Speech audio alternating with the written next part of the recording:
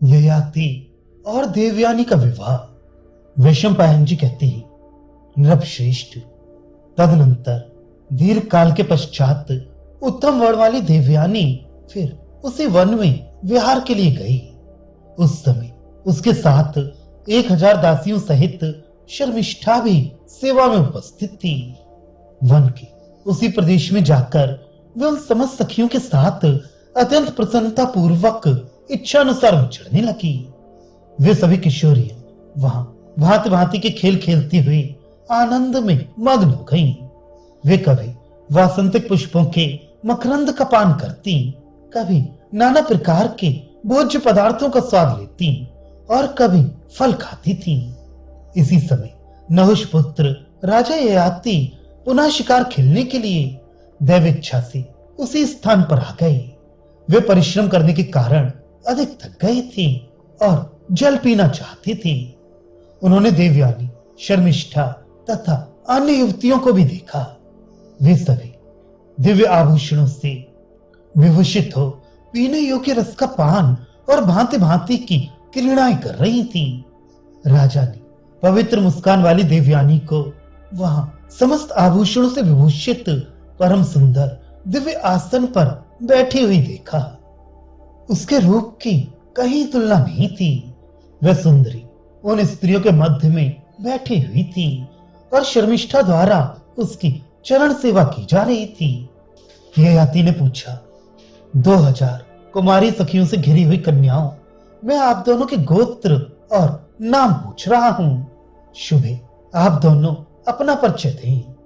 देवयानी बोली, महाराज मैं स्वयं परिचय देती हूं, आप मेरी बात सुनिए। असुरों के जो सुप्रसिद्ध गुरु शुक्राचार्य हैं, मुझे उन्हीं की पुत्री जानिए। ये दानवराज वृषपर्वा की पुत्री शर्मिष्ठा मेरी सखी और दासी है। मैं विवाह होने पर जहां जाऊंगी वहां ये भी जाएगी। ययाति बोली, सुंदरी ये असुर राज की रूपवती कन्या सुंदर बाहों वाली शर्मिष्ठा आपकी सखी और दासी किस प्रकार हुई, ये बताइए। इसे सुनने के लिए मेरे मन में बड़ी उत्कंठा है। देवयानी बोली, नरश्रेष्ठ सब लोग देव के विधान का ही अनुसरण करते हैं। इसे भी भाग्य का विधान मानकर संतोष कीजिए। इस विषय की विचित्र घटनाओं को ना पूछिए। आपके रूप और वेश राजा के समान है और आप ब्राह्मी वाणी विशुद्ध संस्कृत भाषा बोल रहे हैं। मुझे बताइए आपका क्या नाम है, कहां से आए हैं और किसके पुत्र हैं। ययाति ने कहा, मैंने ब्रह्मचर्य पालन पूर्वक संपूर्ण वेद का अध्ययन किया है। मैं राजा नहुष का पुत्र हूं और इस समय स्वयं राजा हूं। मेरा नाम ययाति है। देवयानी ने पूछा, महाराज आप किस कार्य से वन के इस प्रदेश में आए हैं? आप जल अथवा कमल लेना चाहते हैं या शिकार की इच्छा से ही यहाँ आए हैं? ययाति ने कहा, भद्रे मैं एक हिंसक पशु को मारने के लिए उसका पीछा कर रहा था। इससे बहुत थक गया हूं और पानी पीने के लिए यहाँ आया हूं, अतः आप मुझे आज्ञा दीजिए। देवयानी ने कहा, राजन आपका कल्याण हो। मैं 2000 कन्याओं तथा अपनी सेविका शर्मिष्ठा के साथ आपके अधीन होती हूं। आप मेरे सखा और पति हो जाएं। ययाति बोली, शुक्र नंदिनी देवयानी आपका भला हो। भावनी मैं आपकी योग्य नहीं हूं। क्षत्रिय लोग आपके पिता से कन्यादान लेने के अधिकारी नहीं हैं। देवयानी ने कहा, नहुष नंदन ब्राह्मण से क्षत्रिय जाति और क्षत्रिय से ब्राह्मण जाति मिली हुई है। आप राजऋषि के पुत्र हैं और स्वयं भी राजऋषि हैं, अतः मुझसे विवाह कीजिए। ययाति बोले, वरांगनी एक ही परमेश्वर के शरीर से चारों वर्णों की उत्पत्ति हुई है, परंतु सबके धर्म और शौचाचार अलग अलग हैं। ब्राह्मण उन सब वर्णों में श्रेष्ठ है। देवयानी ने कहा, नहुष कुमार नारी के लिए पाणी ग्रहण एक धर्म है। पहले किसी भी पुरुष ने मेरा हाथ नहीं पकड़ा था। सबसे पहले आप ही ने मेरा हाथ पकड़ा था, इसलिए आप ही का मैं पति रूप में वर्ण करती हूँ। मैं मन को वश में रखने वाली स्त्री हूँ।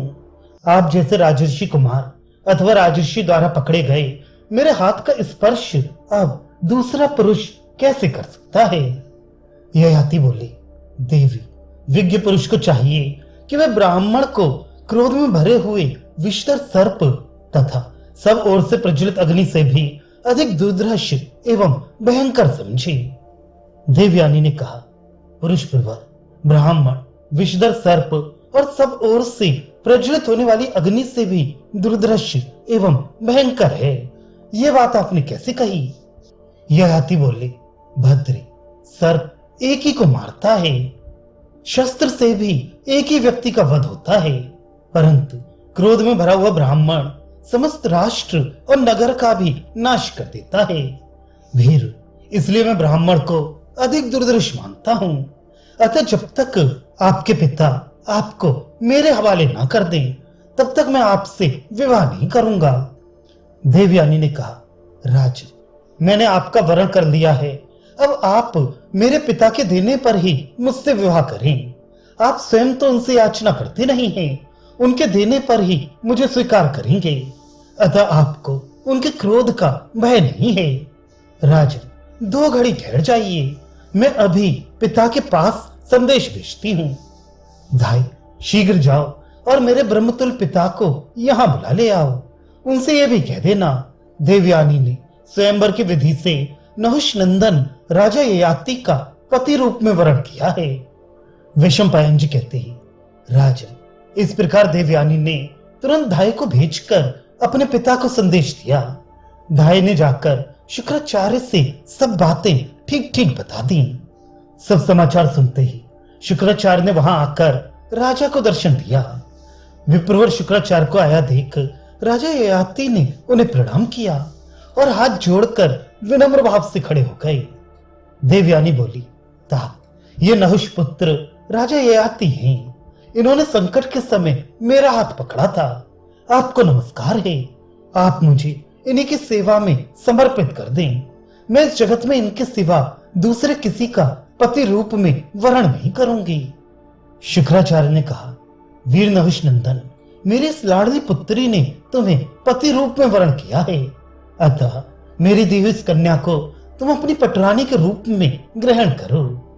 ययाति बोले, भार्गव ब्राह्मण, मैं आपसे यह वर मांगता हूं कि इस विवाह में यह प्रत्यक्ष दिखने वाला वर्ण संकर जनित महान अधर्म मेरा स्पर्श ना करे। शुक्राचार्य ने कहा, राजन, मैं तुम्हें अधर्म से मुक्त करता हूं। तुम्हारी जो इच्छा हो वर मांग लो। इस विवाह को लेकर तुम्हारे मन में गिलानी नहीं होनी चाहिए। मैं तुम्हारे सारे पाप को दूर करता हूं। तुम सुंदरी देवयानी को धर्म पूर्वक अपनी पत्नी बनाओ और इसके साथ रहकर अतुल सुख एवं प्रसन्नता प्राप्त करो। महाराज, वृषपर्वा की पुत्री ये कुमारी शर्मिष्ठा भी तुम्हें समर्पित है। इसका सदा आदर करना, किंतु इसे अपनी सेज पर कभी न बुलाना। तुम्हारा कल्याण हो। इस शर्मिष्ठा को एकांत में बुलाकर ना तो इससे बात करना और न इसके शरीर का स्पर्श ही करना। अब तुम विवाह करके इसे अपनी पत्नी बनाओ। इससे तुम्हें इच्छानुसार फल की प्राप्ति होगी।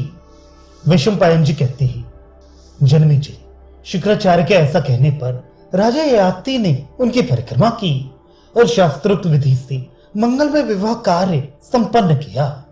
शुक्राचार्य से देवयानी जैसी उत्तम कन्या शर्मिष्ठा और 2000 अन्य कन्याओं तथा महान वैभव को पाकर दैत्य एवं शुक्राचार्य से पूजित हो उन महात्मा की आज्ञा ले नृपश्रेष्ठ ययाति बड़े हर्ष के साथ अपनी राजधानी को गए।